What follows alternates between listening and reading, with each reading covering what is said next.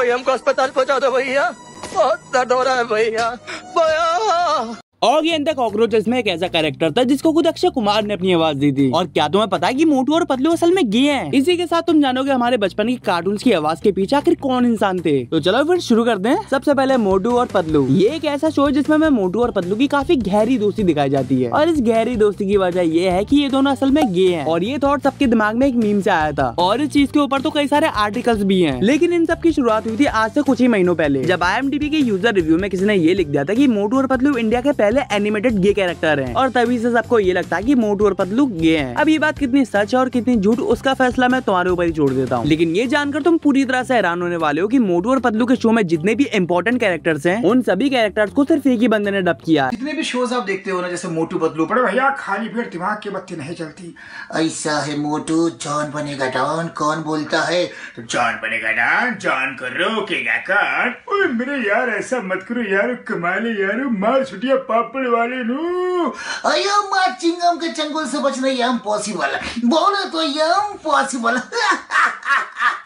OD बाबा, हम अपना 20 साल का तजुर्बा में ऐसा एंकर कभी नहीं देखा। और रुको, मैं तुम्हें ये तो बताऊंगा कि हमारे बचपन के कार्टून्स के पीछे आखिर किसकी आवाज थी। लेकिन इसी के साथ मैं तुम्हें ये भी बताऊंगा कि इस दुनिया में ऐसी कौन सी कंट्री है जो डबिंग जैसी चीज को काफी ज्यादा सीरियसली लेती है। तो 2017 में एक मूवी आई थी जिसका नाम था हनुमान द दमदार। और उसी मूवी में हमें बाल हनुमान और बड़े वाले हनुमान दिखाए गए थे। लेकिन मैं तुम्हें बड़े वाले हनुमान की क्लिप दिखाऊंगा और उसे देखकर तुम्हें ये गैस करना है कि उनकी आवाज को किसने डब किया है। तो 3, 2, 1 ये लो video.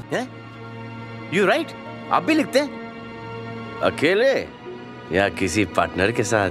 Partner, do you want a partner? Oh partner, love me से। तो हाँ, तुम लोग सही समझे, ये है हमारे डियर सल्लू भाई, जिन्होंने इस मूवी में बड़े वाले हनुमान को अपनी आवाज दी थी। यू राइट, आप भी लिखते हैं अकेले या किसी पार्टनर के साथ? Partner, do you want a partner? Oh partner. और इस मूवी में 2 बॉलीवुड सेलिब्रिटीज और थे जिन्होंने इस मूवी में डबिंग की थी, जिसमें से एक थी रवीना टंडन, जिन्होंने माता अंजनी को अपनी आवाज दी थी। मेरा लाल, मेरा पीला, मेरा नीला, मेरा हरा। और एक थे कुणाल खेमू, जिन्होंने इंद्र को अपनी आवाज दी थी। माय नेम इंद्र, देवराज इंद्र, थोड़ी तो रिस्पेक्ट दे दे। डोरेमोन की जो करंट वॉइस आर्टिस्ट है वो है समृद्धि शुक्ला। और तुम्हारे जैसे आलसी, लापरवाह और जिद्दी लड़के के लिए स्पेस एडवेंचर करना मुझे तो नहीं लगता अच्छा होगा। जिनकी आवाज डोरेमोन के लिए ठीक ठाक है, लेकिन मुझे पर्सनली डोरेमोन पे सोनल कौशल की आवाज ज्यादा सही लगती है। हाँ, वो इतनी स्वादिष्ट है कि उसे देखकर ही खाने का मन करता है, बल्कि सुनकर भी खाने का मन करता है। और अब हम देखते हैं अपने फट्टू नोबिता के वॉइस आर्टिस्ट को, जो की है सिमरन कौर। अगर तुमने मुझे गैजेट नहीं दिया तो जियान मुझे बहुत मारेगा, सुनियो मेरी बहुत पिटाई करेगा। और शिजुका। और अब बात करते हैं नोबिता की बंदी गोल्ड डिगर शिजुका की वॉइस आर्टिस्ट के बारे में। लगता है मैं कुछ सब्जियां लाना भूल गई हूँ, माफ करना, पर मुझे वहाँ वापस जाना होगा, तब तक तुम मेरा यहाँ इंतजार करो। अब मैं तुम्हें दिखाऊंगा जियान और सुनियो के ओजी वॉइस आर्टिस्ट के चेहरे। 5 साल में तुम बहुत बड़ी सुपरस्टार बन जाओगी और उसके बाद तुम मिस वर्ल्ड ब्यूटी कॉन्टेस्ट भी जीतोगी शिजुका। मैं अब तुम्हारे लिए एक गाना गाने वाला हूँ, ठीक है ना? तो 2012 में कृष्णा और कंस नाम से एक मूवी आई थी जिसमें काफी बड़े बॉलीवुड सेलिब्रिटीज ने डबिंग की थी, जिसमें से सबसे पहले आते हैं अपने शक्तिमान मुकेश खन्ना। रात जितनी काली होती है, सुबह उतनी ही निकट होती है। अपनी शक्ति के घमंड में चूर, आतताई राक्षस अत्याचार और विध्वंस का तांडव कर। फिर आते हैं अपने अनुपम खेर जी, जिन्होंने इस मूवी में गर्गाचार्य को अपनी आवाज दी थी। मध्य रात्रि के समय जन्मा तेरा ये पुत्र सबको मोहने वाला, सबके आकर्षण का केंद्र होगा। और कृष्ण जी के माता पिता नंदलाल और यशोदा माँ को आवाज दी थी जूही चावला और मनोज बाजपेयी ने। तू चलेगा तो कृष्ण को कौन संभालेगा? मेरे न रहने पर तू ही तो एक पुरुष होगा ना घर में। कान्हा, अभी तो तूने 7 भी पूरे नहीं किए और पूरे जीवन की बात करता है। अब अपनी आंखें खोलोगी या फिर से मुझे खोलनी पड़ेंगी? और अब तुम गैस करना कि इस मूवी में कंस को किसने डब किया था। शीघ्र ही मैं अपनी विजय पताका स्वर्ग में भी फहराऊंगा और इंद्र समेत तो कंस को डब किया था ओमपुरी सर ने। समस्त देवताओं को अपना सेवक बनाऊंगा और उसके बाद आपके इस नारायण को भी। और अब हम बात करेंगे एक ऐसी मूवी के बारे में जिसमें एक ऐसे बॉलीवुड एक्टर ने काम किया है जिसने हॉलीवुड की अवतार जैसे फिल्म को रिजेक्ट कर दिया था, और उस एक्टर का नाम है गोविंदा, जिन्होंने दिल्ली सफारी मूवी में बजरंगी नाम के एक बंदर को अपनी आवाज दी थी। मुझे मारो! देखो देखो देखो, हम इसका गला दबा नहीं रहे, ये तो बवाल है और मार के उन सालन की दुर्गति कर देंगे।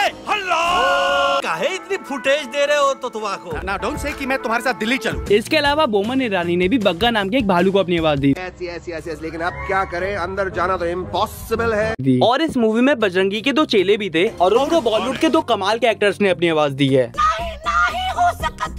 हमारे गुरु नहीं हो सकता है। और ठीक दिल्ली सफारी मूवी की ही तरह एक मूवी और थी जिसका नाम था रोड साइड रोमियो, जिसमें जूली और रोमियो नाम के 2 डॉग के बीच में केमिस्ट्री दिखाई जाती है। और उन दोनों को डब किया था बॉलीवुड के बड़े ही फेमस रियल लाइफ कपल ने, जो की थे करीना कपूर और सैफ अली खान।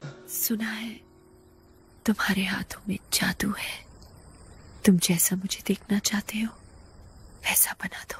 हे, कोई फ्रीवी नहीं, यहाँ क्या सोच के आए? हाँ, और ये क्या फ्रीवी लगा रखा है? No free hacker. और इस मूवी के विलन को डब किया था अपने जावेद जैफरी सर ने। मेरा जैसा हैंडसम और डैशिंग हीरो को छोड़ के साइड हीरो बना दिया। तो गाइस अब आते हैं एक ऐसे शो के ऊपर जिसमें एक ऐसा सिग्मा बच्चा दिखाया गया है जो कि एक मॉमी लवर है और उसे अपने से 3-4 गुना ज्यादा एज की लड़कियां पसंद है। और वो है अपना लैंडी बच्चा शिनचैन, जिसको पहले वॉइस देते थे आकाश आहूजा। मॉम ने खरीदी है ये 80% ऑफ में। और इसके बाद आकांक्षा शर्मा ने शिनचैन को डब करना शुरू किया था। आप मुझे छोड़कर नहीं जा सकते।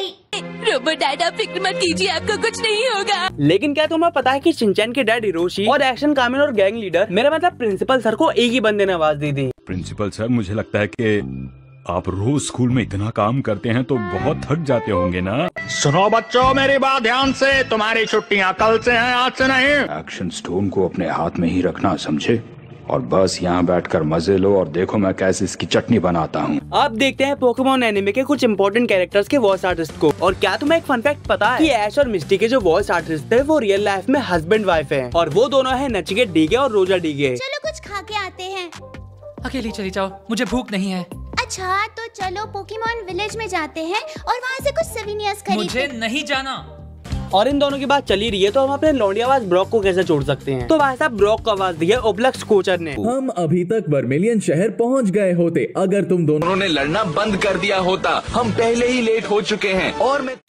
और इसी के साथ हम जाते हैं अपने लास्ट शो की तरफ जिसका नाम है ऑगी एंड द कॉकरोचेस। लेकिन उससे पहले हम ये जानेंगे कि इस दुनिया में ऐसी कौन सी कंट्री है जो डबिंग जैसी चीज को काफी ज्यादा सीरियसली लेती है। तो वो कंट्री है जापान। तो यार जापान के जो एनिमे होते हैं उनका एनिमेशन तो टॉप नॉच होता ही है। साथ ही उनके एनिमे के जो डबिंग आर्टिस्ट होते हैं वो कभी कभी ऐसे डबिंग करते हैं कि मानो जैसे वो भूल ही गए हो कि वो डबिंग कर रहे हैं, बल्कि वो लोग तो उस कैरेक्टर में ही घुस जाते हैं। फॉर एग्जाम्पल ममोरू मियानो, जिन्होंने डेथ नोट में लाइट यागामी को डब किया था।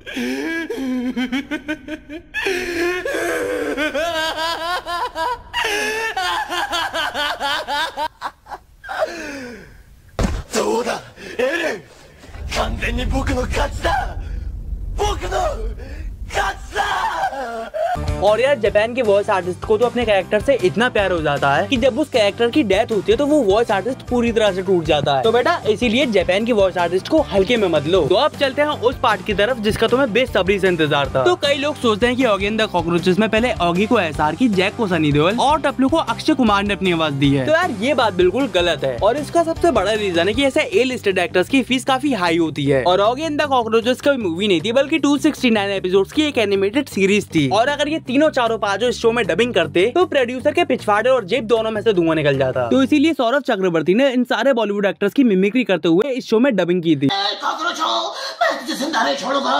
आगे तू आगे बढ़, तेरा भाई तेरे साथ है। आज तो मैं कुछ खा के रहूंगा। अरे तुझे क्या, मुझे भी भूख लगी है बाबू भैया। पकी का खाना तेरे बाप का भी मेरे बाप का भी। चल कॉकरोच पार्टी चल। ओए तूने मुझे मारा है। लेकिन जब ऑगी कार्टून नेटवर्क पे आया तो सौरभ चक्रवर्ती को संजय कैनी से रिप्लेस कर दिया गया। सुबह सुबह स्विमिंग करने का मजा ही कुछ और है। ओए तोड़ दूंगा, फोड़ दूंगा, टक टिक आओ। सीधी तरह से ऑगी को छोड़ दे, ये शार्क तो बोखला गया ना बाबा। टेंशन लेने का नहीं, देने को। कॉकरोच गैंग हल्ला बोल। तो अगर तुम्हें ये वीडियो पसंद आए तो मैं तुम्हें रिकमेंड करूंगा ये वाली वीडियो देखने के लिए। तो जाओ अभी क्लिक करके इसे देखो और मैं तुम्हें मिलता हूँ इसी वीडियो में। तब तक के लिए बाय।